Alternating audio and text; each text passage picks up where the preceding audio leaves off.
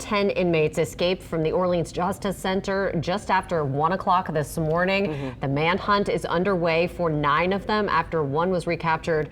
Investigative reporter Mike Perlstein joining us now in the studio, and lots of questions here about how this happened and why it happened and what's being done to make sure that we get these guys into custody. And now we have those questions being raised by the previous sheriff, Marlon Gusman, who, as you recall, he was the one who opened that new facility, Orleans Justice Center, in 2015, 1,438 beds. It replaced a whole cobbled together, decrepit buildings, and he described the current jail as state-of-the-art when he was there, that it has all of the security mechanisms, video recording, that this sort of thing never could have happened, at least when he was there, with all of those systems working properly. What he did not know is what might have happened to those systems. For example, cameras with a central control room where there is a deputy, and his words were 24 hours a day, 365 days a year, including Christmas, that there is a live monitor on any camera where there is something out of the ordinary, a disruption, immediately can punch to that part of the jail to see what's going on, caught on camera.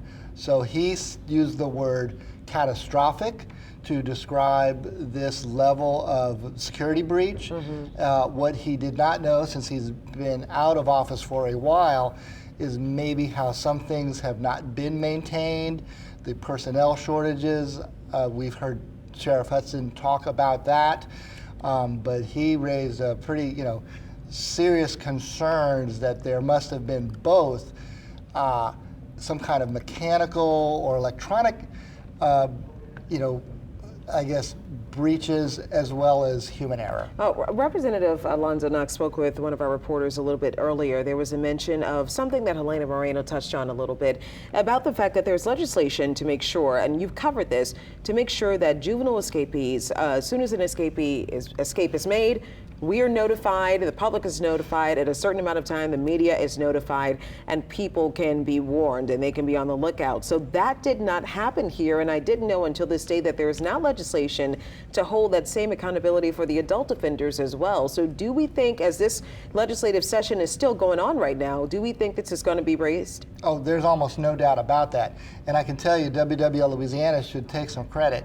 It was our reporting of one of those escapes of Curtis Tassin as he escaped into the neighborhood of the JJIC that led Pat Connick of Marrero to introduce that bill requiring immediate notification. Now there's some fine print that it's as soon as possible to notify first law enforcement, then the public, to be on alert for anything that they see to help in the quick capture. That has not been adopted for the adult jails, but I imagine that this is going to be Exhibit A to get that legislation passed. Two of these inmates actually were involved in high-profile escapes from juvenile jail facilities in the past.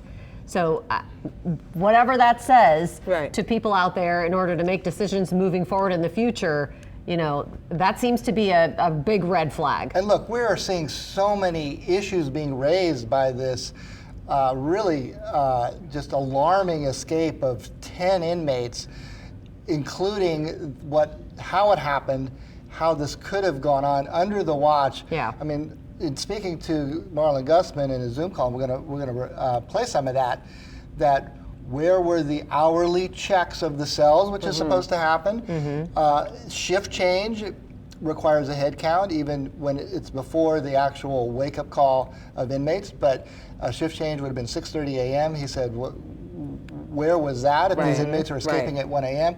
So he said there were many times in which clearly something went wrong. It's going to take a full investigation to determine exactly what. But let's hear some comments from former Sheriff Marlon Gusman, who once again presided over this very jail, helped open it in 2015, and here's what he had to say. What's your reaction I guess you're hearing this as it breaks in the news like everybody else, but you know that jail intimately. What was your reaction to an escape of 10 inmates? It sounds like a catastrophic failure of personnel as well as the systems. And I don't know if it's because the systems haven't been maintained or they just weren't being used. But you've been in the facility. It's a state-of-the-art facility. It was 10 years ago, and we had invested a lot of money in the security electronics. That's a critical part of that. And they could not have breached that without either total neglect or without some help.